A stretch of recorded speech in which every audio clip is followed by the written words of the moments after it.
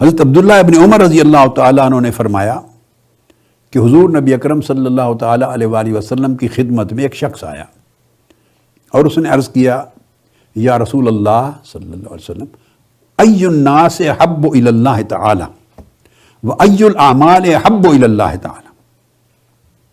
آپ نے فرمایا اللہ کے ہاں محبوب ترین شخص کون ہے، یعنی اللہ کو کس شخص سے بہت محبت ہے، اور محبوب ترین عمل کون سا ہے، کون سا عمل ایسا ہے جس سے اللہ کو بڑی محبت ہے.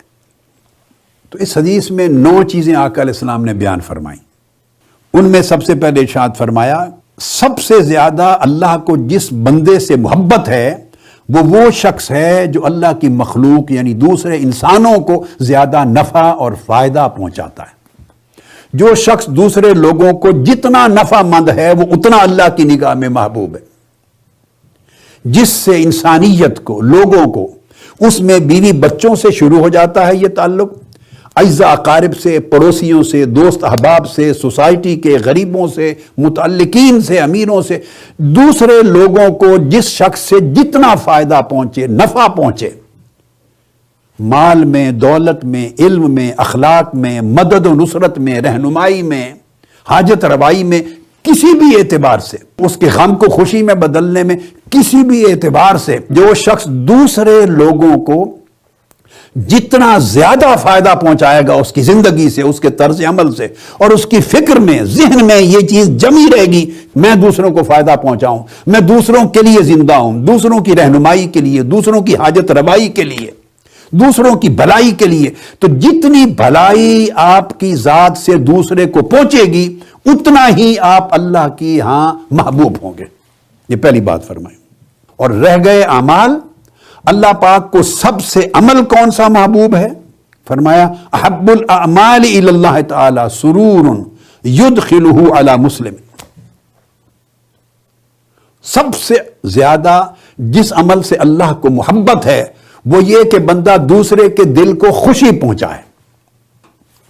دیکھیے پہلا جواب جو تھا اس میں آقا علیہ السلام نے فرمایا دوسرے کو فائدہ پہنچائے. وہ عملاً کچھ فائدہ ہے جو دکھائی دیتا ہے کہ اس کی کوئی حاجت تھی، پریشانی تھی، مشکل تھی، اس کو دور کیا اور اس کی مدد کی.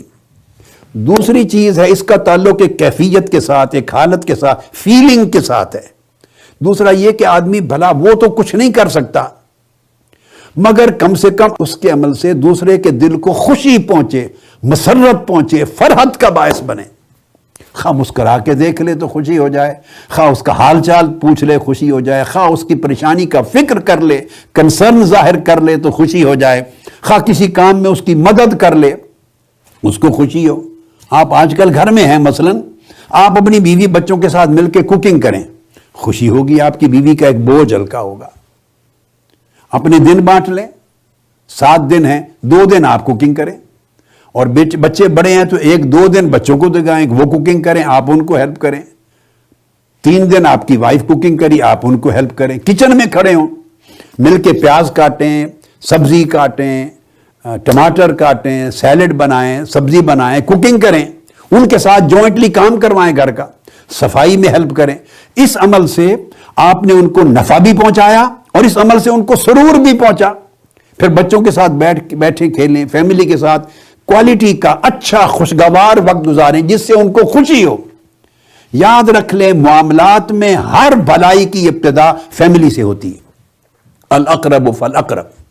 بعض لوگ فیملی کو نگلیکٹ کرتے ہیں اور باہر بڑی خیرات اور بڑی حسنات اور بڑی بھلائیاں کرنا چاہ رہے ہوتے. ایسی بھلائیاں قبول نہیں ہوتی. بھلائی کی ابتدا اپنی فیملی سے، بیوی بچوں سے ہوتی. انفاق خرچ کرنے کی ابتدا بچوں سے، ان کے دلوں میں سرور اور خوشی ڈالنے کی ابتدا اپنی فیملی اور بچوں سے.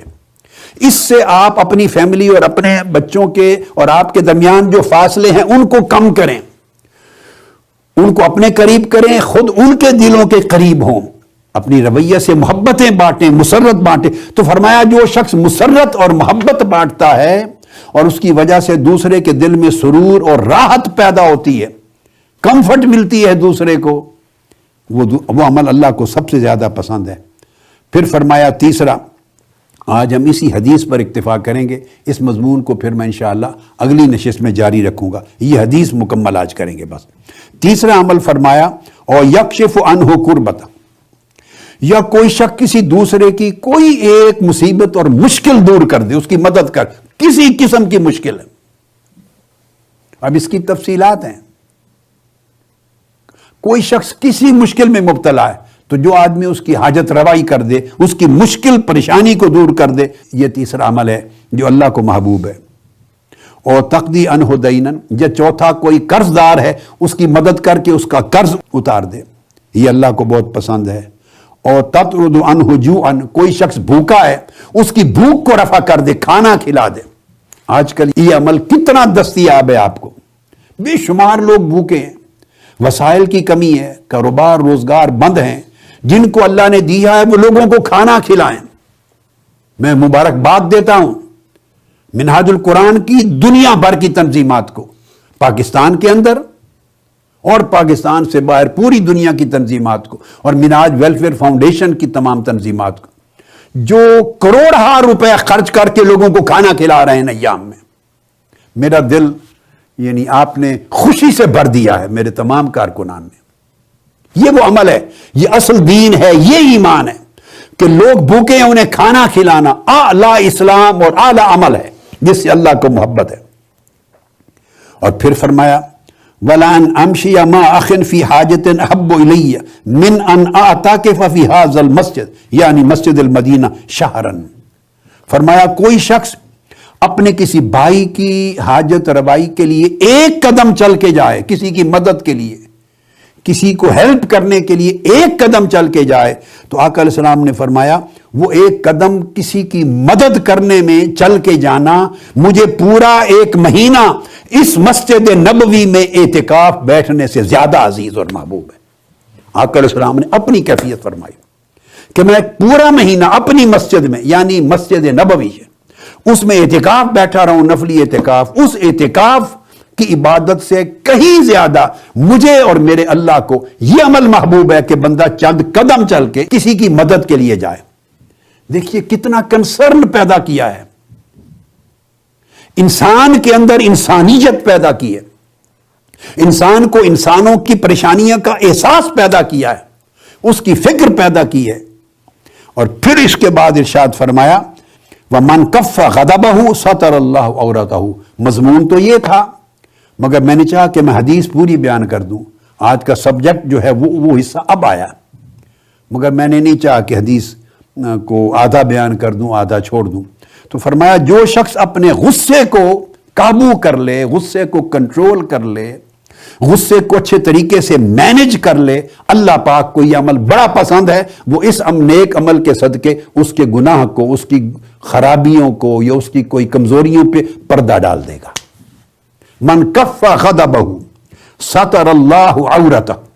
جو شخص میں پھر کہ اپنے غصے کو اچھے طریقے سے کنٹرول کرتا ہے، مینج کرتا ہے، ضبط کر لیتا ہے غصے کو، اللہ پاک اس کے عیبوں پہ پردہ ڈال دیتا ہے. اور یہ بھی محبوب ترین اعمال میں سے.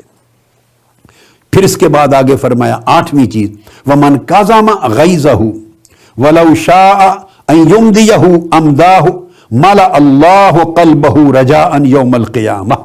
پہلا تو تھا کہ غصہ ظاہر ہو رہا تھا، اس کو روک لیا، کنٹرول کیا اس کیفیت میں.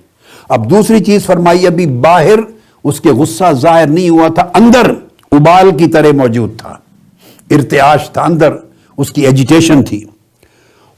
اور اس کو جس شخص نے کنٹرول کر لیا، اندر ہی غصہ باہر ظاہر ہونے سے بھی پہلے اس کو ضبط کر لیا اور اس کو صبر میں، حلم میں، بردباری میں، ٹھنڈک میں بدل دیا. فرمایا حالانکہ وہ چاہتا تو جس پر غصہ آ رہا تھا اس پر ظاہر کر سکتا تھا، اس کو کوئی نقصان پہنچا سکتا تھا، انتقام لے سکتا تھا، جو وہ چاہتا تھا کچھ نہ کچھ کر گزرتا. مگر اس شخص نے اس کو ضبط کر لیا، اندر ہی ضبط کر لیا اور باہر بھی ظاہر نہیں ہونے دیا.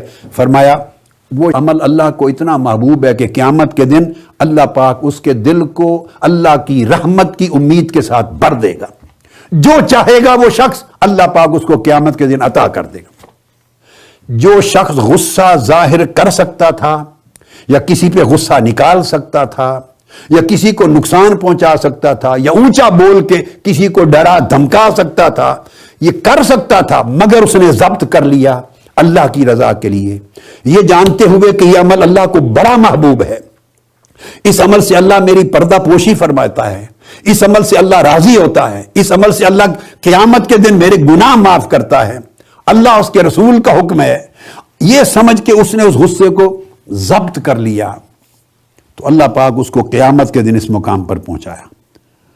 اور پھر آخری چیز حضور علیہ السلام نے فرمائی، جو شخص اپنے بھائی کے ساتھ اس کی حاجت روائی کے لیے جائے، جتنے قدم چلے گا اپنے کسی حاجت مند بھائی کی مدد کے لیے، فرمایا قیامت کے دن جب ہر شخص کے قدم لڑکھڑا رہے ہوں گے، ہر کوئی پل صراط پہ پھسل رہا ہوگا، اللہ پاک اس کو ثابت قدمی عطا کر دے گا۔ یعنی پل صراط سے پھسلنا، گرنا، اللہ اس کو بچا لے گا، اس کو قیامت کے دن ثابت قدم کر دے گا۔ قیامت کا لڑکھڑانا بڑا خطرناک ہے آج کے لڑکھڑانے سے۔ تو فرمایا جو شخص حاجت روائی کرتا ہے، مشکل کشائی کرتا ہے، مدد اور بھلائی کرتا ہے اپنے بھائیوں کے ساتھ، ضرورت مند لوگوں کے ساتھ، اللہ پاک اس کو دنیا میں بھی عزت دیتا ہے، قیامت کے دن بھی ثابت قدمی دیتا ہے، اور سب سے بڑھ کر یہ کہ یہ عمل اللہ کا محبوب ترین عمل ہے۔ سو آج اس آیت کریمہ کے ذکر کے ساتھ اور غصے کی جو اثرات اور نقصانات ہیں اس کے انالیسس کے ساتھ ایک حدیث ہے نبوی جس کے اوپر ہم نے آج گفتگو مکمل کی۔ اس کو امام طبرانی نے اپنی معجم الکبیر میں روایت کیا ہے، اور امام ابن ابی الدنیا نے قضاء الحوائج کے باب میں اپنے اس کا ذکر کیا ہے، اور اس کا اسناد سند بھی حسن ہے۔ اگر صرف اس ایک حدیث کو آپ زندگی میں لے لیں اور اس کو ایک پورا ایک کانسٹیٹیوشن بنا لیں لائف کا، 9 چیزیں بیان ہوئی ہیں، اور ساروں پر کنسنٹریٹ کر لیں، ساری زندگی بدل جائے گی۔ کوشش کریں اس سبق کو یاد کرنے کی، اپنی لائف میں اپلائی کرنے کی، اور پھر ہر روز اس کی اپلیکیشن میں ترقی کرتے چلے جانے کی۔